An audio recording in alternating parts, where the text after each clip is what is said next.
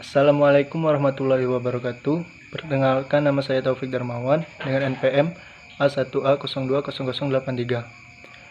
Baiklah, saya akan menjelaskan atau menjawab 5 pertanyaan, yaitu yang pertama, jelaskan bagaimana konsep ketuhanan dalam Islam dan perbandingannya dalam konsep ketuhanan menurut agama selain Islam. Yang kedua, jelaskan apakah istilah manusia dalam Al-Quran dan bagaimana fungsi dan kedudukan manusia dalam Islam.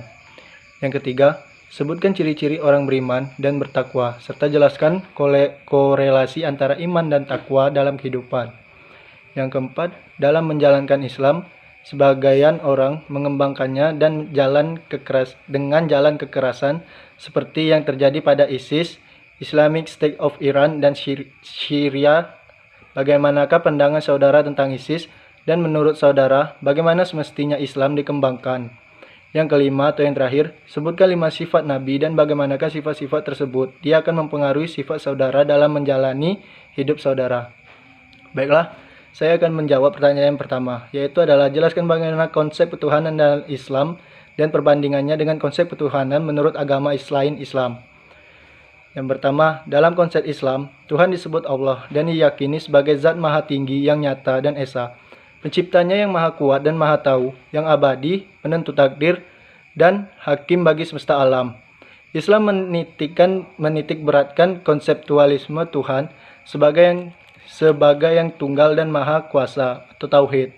Sedangkan menurut agama selain Islam, Tuhan dipahami sebagai roh, maha kuasa, dan asas dari suatu kepercayaan.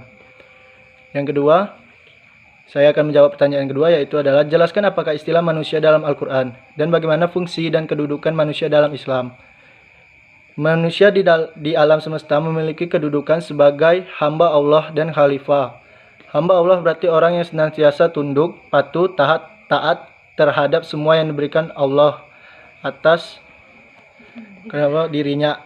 dirinya. Setiap manusia mengetahui bahwa dirinya adalah makhluk yang lemah dan terdapat kekuatan besar di atas segala-segalanya.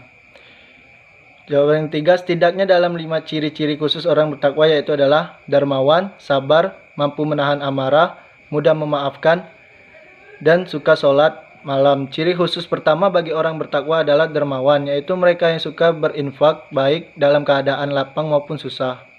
Jawaban yang keempat adalah mengenai dukungan untuk ISIS di Indonesia.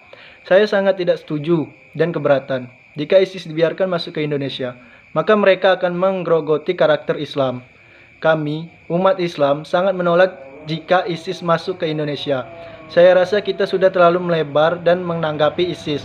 Bahkan tanggapan itu sudah menyeleneh dan kurang objektif, sehingga berakibat timbulnya rasa takut yang berlebih-lebihan. Sudah seharusnya kita mendukung orang lain untuk menjalankan sebuah pemerintahan Islam. Jika pemerintahan berlandaskan Islam, bukan berarti di negara tersebut tidak boleh ada agama lain.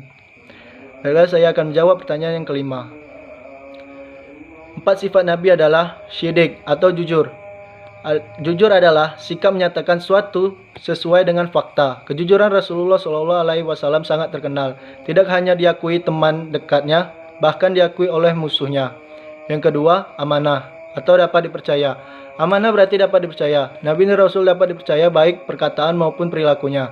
Amanah juga berarti bahwa Nabi dan Rasul memegang tanggung jawab terhadap semua tugas, melaksanakan perintah, dan menepati janji. Yang ketiga, tabligh, menyampaikan. Tabligh berarti menyampaikan wahyu. Artinya Allah Subhanahu wa Ta'ala mengutus Nabi dan Rasul untuk menyampaikan pesan kepada setiap umatnya. Dan yang keempat, fatanah atau cerdas. Fatanah berarti cerdas. Nabi dan Rasul merupakan manusia yang memiliki kecerdasan baik secara intelektual, emosional, maupun spiritual. Nabi dan Rasul cerdas dalam berdakwah hingga berperang. Baiklah, cukup itu saja yang dapat saya sampaikan dan saya jelaskan dari 5 pertanyaan. Sebelumnya, jika ada kesalahan kata atau ucapan yang kurang baik, saya mohon maaf. Kepada Allah saya mohon ampun. Saya akhiri. Wassalamualaikum warahmatullahi wabarakatuh.